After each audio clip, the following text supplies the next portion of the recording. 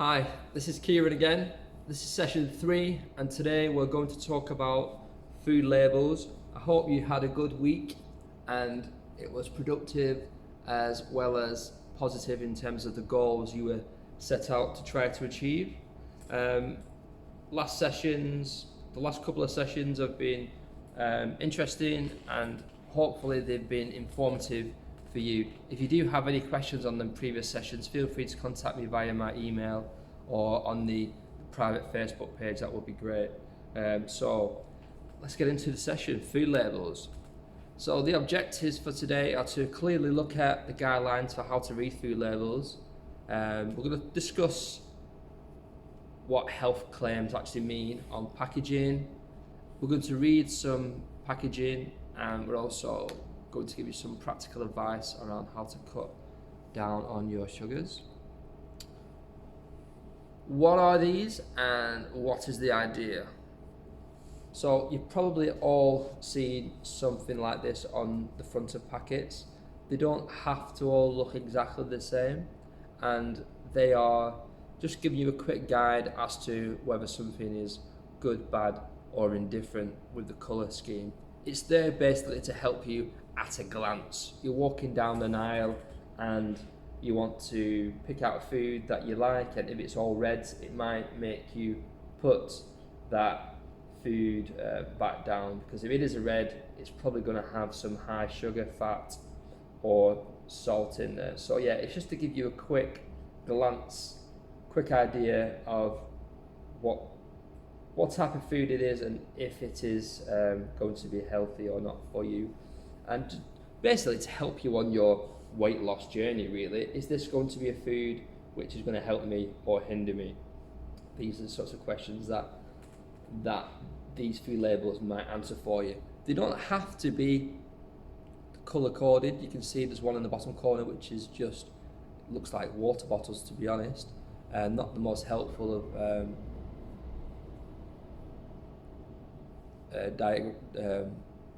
diagrams, but the ones which you can see, which are red, yellow and green, you will then find them in the corners of packets, and they probably will be showing you what an ideal serving is. So not what the entire packet is, but you've got to be mindful, you've got to read kind of how much it's saying. So you can see the top right hand corner, it says medium fat 20.3 grams, and that's 29% of your daily allowance, but that is for half a packet.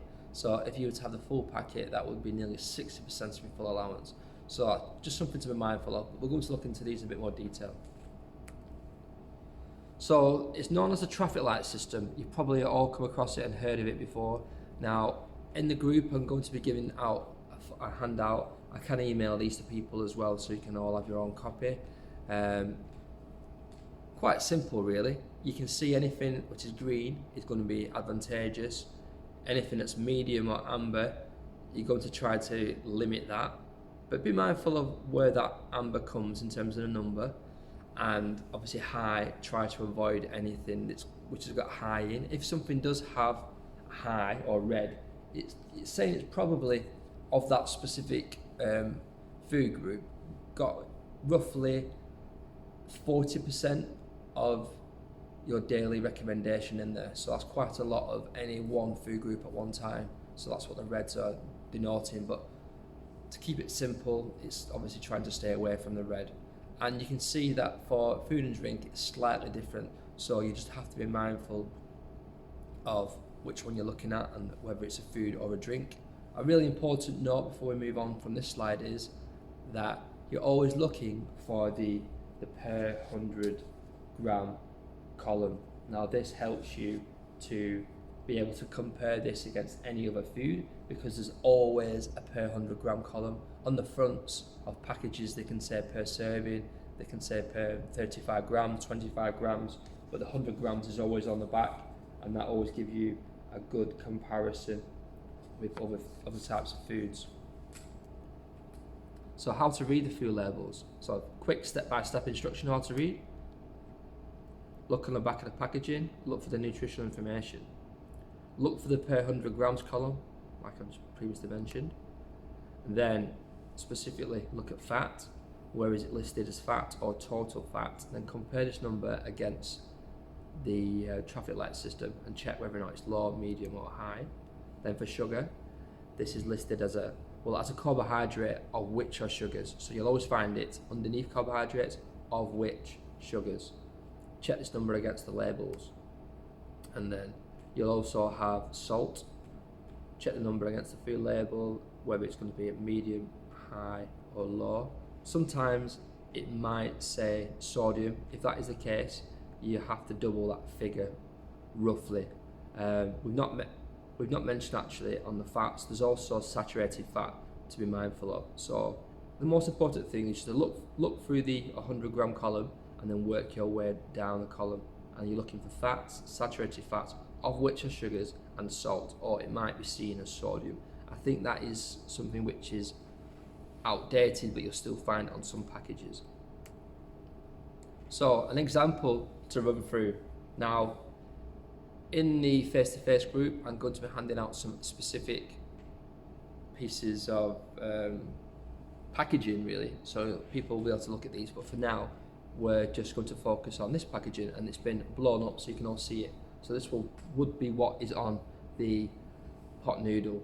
So as you can see on the pot noodle, if you look at the picture, there is down the left hand side a kind of a traffic light system, but there is no colour attached to that, so it's just white and green.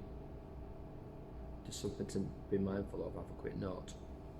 So we're looking for the per 100 gram column. So you find that, you then go down that column, you're looking for the fat, 5.4 grams. What colour is that? Then you're looking for saturated fats, so fat of which are saturates, that would be 2.6 grams. You will compare that to your food label, sorry, not to your food label, to your traffic light system. Then looking for the of which are sugars, which is 1.3, and then lastly we've got salt, 0.65. So it would look like this. So for fats, saturated fat and salt, it's in the medium column, and for sugars you can see it's in the green column. So a pot noodle, you would have guessed it would have maybe higher salt content, fats, but obviously quite low sugars in there because of what the food is. Now looking at this food, it is a pot noodle. It doesn't look too bad from the traffic light system, but just be mindful of, it is a pot noodle, it's very processed, and there's probably not much real good nutrition, although you would be able to balance calories against this if you would like to.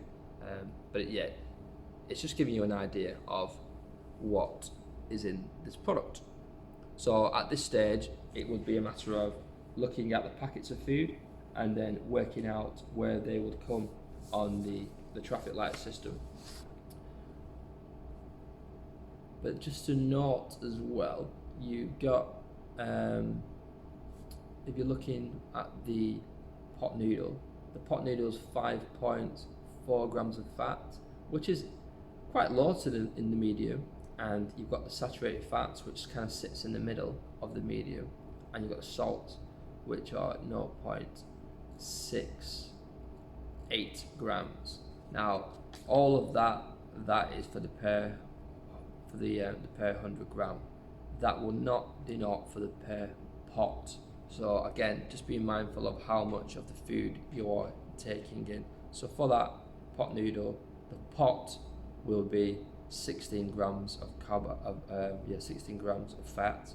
Saturated fat, 7.9 grams of fat, of which are sugars 4 grams, and the salt would be 2.1 grams of salt in there, which is quite a lot of salt really if you were to think about what your daily intake is of salt. That 2.1 is probably like about half of what you should be taking in a day, so it's quite a lot of salt in that product. Okay, let's move on. So negatives and positives, or positives and negatives for the traffic light system. Now, there's definitely positives and negatives.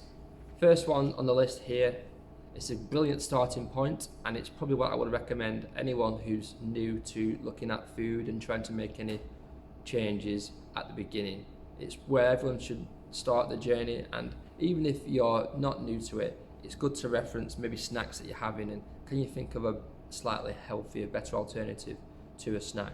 Another good positive is that people don't really have an idea of what is good and bad in terms of how much saturated fat should I have, so the system helps let you know what is good or bad. It also allows you, like we mentioned earlier, to make a quick glance, take a quick glance at the product and see whether it's going to be good, bad, or different. The negatives: it doesn't give you any protein or actual carbohydrate information, so it is kind of an incomplete information.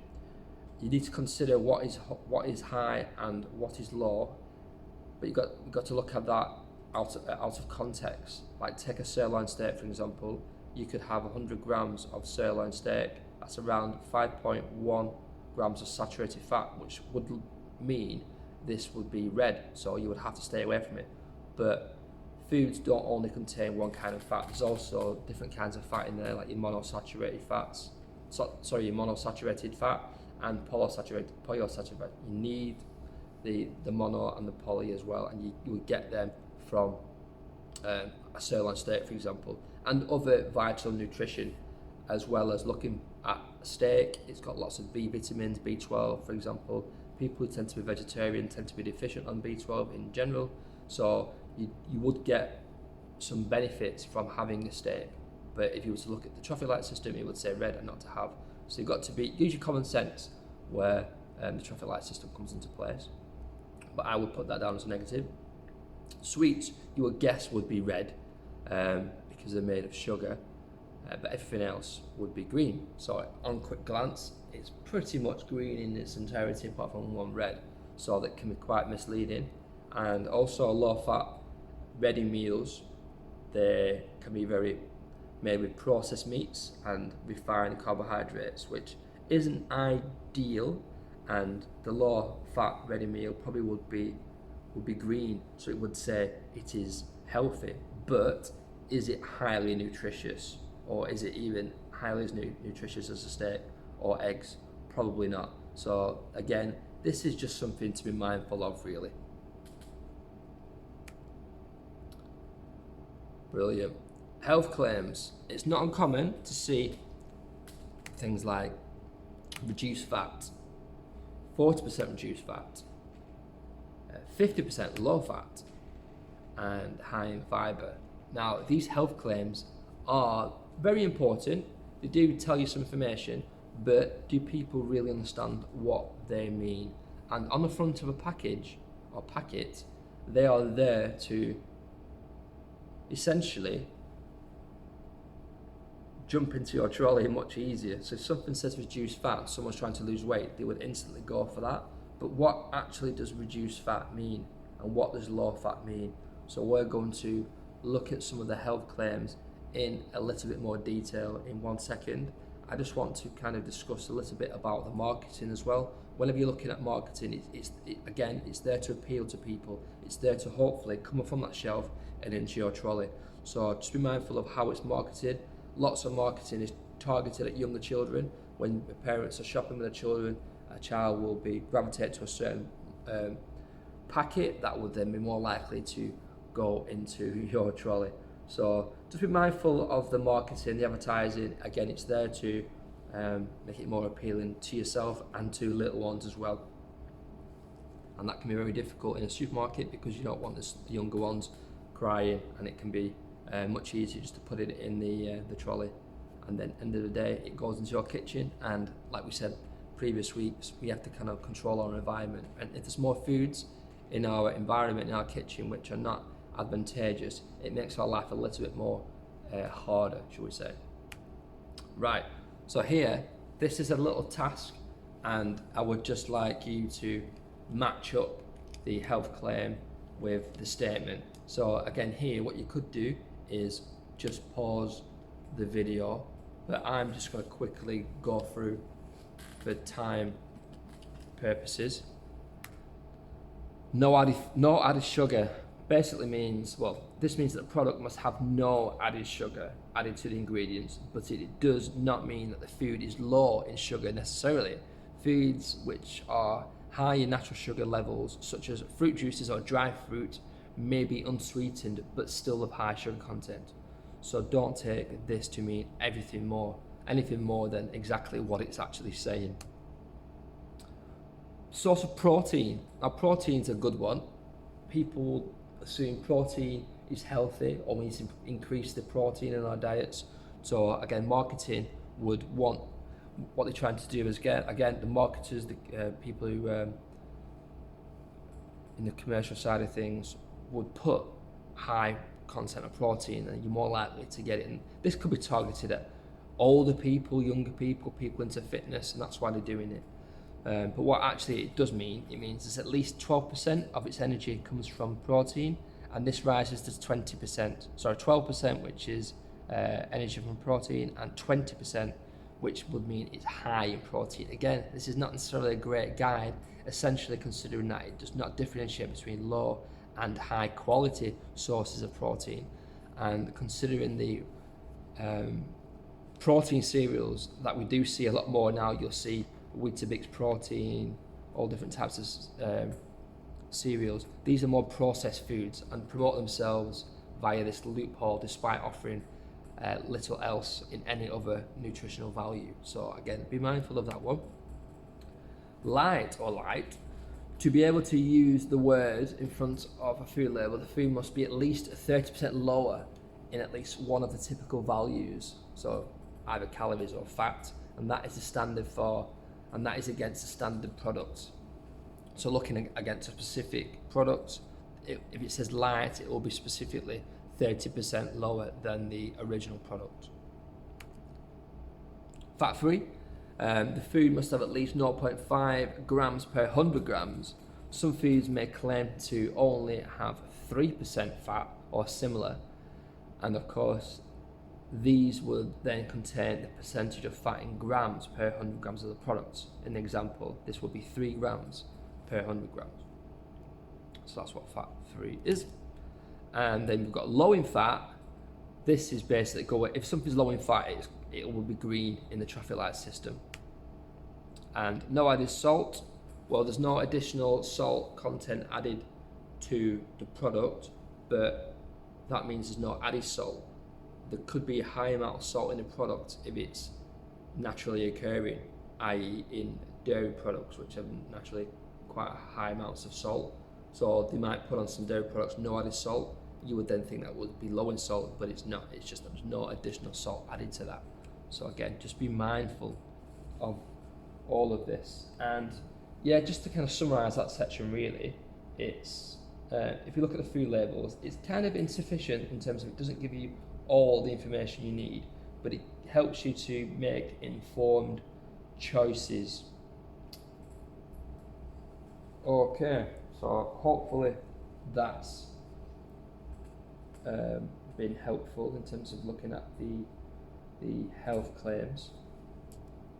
We're now going to look at the ingredients list. So this is something that you'll find on the back of every packaging, and we can look at the Snickers, for example, as just a simple way of explaining the food and the ingredients. Now, on the right hand side, you can see that funnel. At the top of the funnel will always be the first ingredient. So if you imagine the milk chocolate, which consists of everything within the brackets, would be what the food is made from majority. So that would fill the first quadrant of the funnel, so it'll be at the top. So the Snickers, the most quantity of the Snickers would be the milk chocolate. If you were to work down the funnel, the next food group would be skimmed milk, then lactose, then milk fat, then some soya, and then all the way down to egg whites and artificial colours, which would be at the tip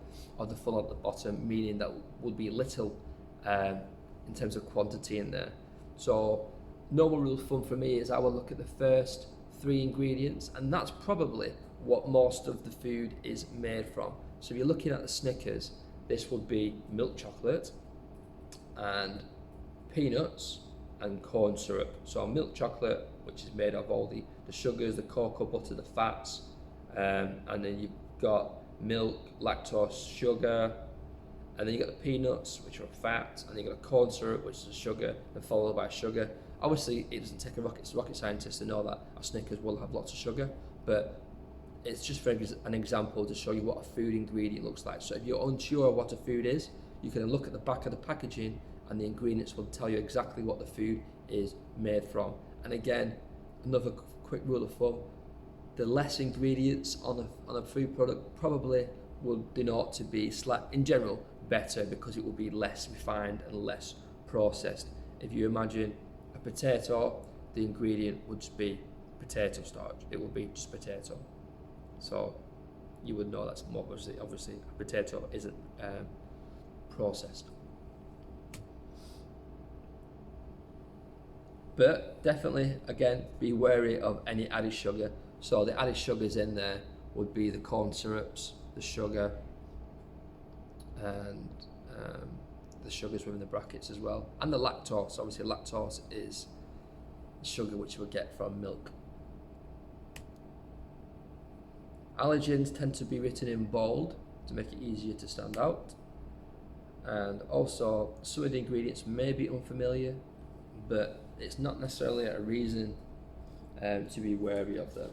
It's just, again, just be mindful of what foods are, definitely, but it's not always a bad thing if you see something like, I don't know, xanthan gum, which sounds scary, but it's actually very good source of fibre. And you might also see E300, which is basically vitamin C. So if you are interested in this, feel free to do a little bit of research, or you could obviously contact me and I would try to find out for you what that specific scary name actually means. And when we're looking at sugars, obviously we mentioned be mindful of the added sugars, but there's so many. Yeah, I've mentioned a few, but cane sugar is one, maltose is another, dextrose is another, so many. But general rule of thumb is if it's got "ose" at the end of the word, or "se", it will tend to be a sugar. Right, this stage of the game is identify. Basically, want to see what you know, and if you can guess by looking at the food ingredients what actually the food is. And this isn't. This is just a fun game, really, and it's not to catch you out. It's just to show you that you could look at a food ingredient and work out exactly what the food is by looking at the contents of the food. So let's move swiftly on. You can see this is mainly made from carbonated water, so it would be a drink. It would be formed from a liquid because the top ingredient is water, so you would know it's a liquid-based product. So you've got carbonated water, you work it down. There's sucrose, so there's sugar. There's glucose, there's more sugar. There's natural flavourings. There's taurine, and there's caffeine. So I'm picking out just random words which might make you identify what this food or drink is, sorry. So again, if you wanted to, you could pause the video and try and guess, but I'm going to give it away right now. And this is a Monster drink. Normally the taurine and the caffeine give it away. Obviously the carbonated water let you know it's a drink, but them two tend to stand out. The next one, again, feel free to pause it and try and guess. A Mars bar. The next one, there's less ingredients on here. Again, it's mainly made from fat from the milk, 0.5% fat milk. And that's 91% of it. So that's quite a lot. Then there's sugar, then there's cocoa powder. You got it. It's a milkshake. The next one, lots of tomatoes, water, corn flour, a bit of sugar, some rapeseed oil. Have you got it? You got it. Tomato soup. And then the last one, lots of ingredients. Very refined. And this one might catch you out, just for a bit of fun. It is actually dog food. Now, I put that one on there just to show you how similar dog food actually looks to other processed foods which we actually eat. So there you go. That's how to look at some ingredients on packages of food. Now, just to obviously summarise that, looking at your first couple, 2, 3, maybe 4 ingredients will let you know what that food is. And the less ingredients on a packet, the better it tends to be, because it's less processed, less refined in general. So to finish off, we've got a few top tips to help cut down on sugar in your diet, which obviously will be helpful if you're trying to cut down sugars. And I'm just going to fly them up on the board right now. Stick to water or sugar-free cordial in between meals. Opt for 30% reduced sugar sweets or eat in moderation. Opt for opt for diet or zero sugar varieties of drinks. Try and eat more vegetables. That's a massive one. I know it can be difficult sometimes if you don't shop that often, the vegetables might go out of date, but if you can put more vegetables in your diet, it's going to help get more fibre, make you feel fuller for longer, and also make you contribute to your health as well. Stick to 1 glass of a smoothie or fruit juice a day, which is 150 millilitres. Avoid energy drinks like the plague. Don't add sugar to your cereal and opt for a low sugar cereal where possible to keep that sugar content down. Add fruit or to natural yogurt, so if you can go for like a plain yogurt, a natural yogurt, and then add the fruit to that rather than choosing flavoured yogurts, that would be helpful. And try not to add any sugar to any hot drinks. And there you are. I've got a few tips which could be helpful. Hopefully you guys are trying to stick to them. These are just quick wins along the way to help keep that sugar content down. Now, we're going to move now onto setting your goal. Now, we've got the SMART goals again. Hopefully the last previous weeks you've achieved the goals that you set out. If not, you could maybe look at a goal that you've not quite achieved, and maybe look at it in a bit more detail and try to make it more, use SMART as the acronym. So making it, is your goal, is it specific enough? So can you measure it? Do you feel it's achievable? Is it realistic? And obviously time bound is a bit out of your hands, because we're always giving you a week. But really try, in this session, I will hand out this handout, and I want to really press you hard here to work out a SMART goal rather than a vague goal. Like this week I'm going to try and lose weight. That's very vague. But whereas if you were to put, this week I'm going to have 500 millilitres of water plus 4 pieces of fruit, and I'm going to walk 3 times a week for 30 minutes. That's very specific. You can measure all of this. Is it achievable? Well, only you will know that. Is it relevant? Well, yes, because if you were to achieve these, it would help you towards your long-term goal. And is it time bound? Well, yeah, because we're going to try and do this we're going to use the 7 days as the time parameters. So again, use the SMART goal sheets that I will hand out in the groups, but if you've not got one of these, you could ask and I will send you one, or if not, you could just write it on a piece of paper. It's really important throughout the weeks that we have at least 1 or 2 goals every week, because we've actually got 10 specific sessions. If you were to come to all sessions physically and also virtually, that would be at least 10, possibly 20 goals that you've set and achieved. Now, if you have set these small goals at the end of maybe 3 months, that builds up into lots of new habits. And if you've set these goals and achieved them, you've achieved that positive cycle, and that habit hopefully would begin to change for the better. So if you think back to the beginning of the program, you've got none of these goals set, and at the end of it, you've set yourself 20 goals, but you're doing it week by week, small steps by small steps, and achieving these goals will then give you that satisfaction, that positivity that you'll feel from achieving these, and the motivation to carry you forward. I'll leave it there for now. I hope again that's been helpful. It's been an interesting session for you all. Again, if you feel free to definitely, if you've not done the session physically, complete the online reflected log, so I'll be able to help you with any feedback you've got on that and contribute to the Facebook group. Any questions? There's no silly question out there, because I've had lots of questions individually which wouldn't go amiss in the actual group.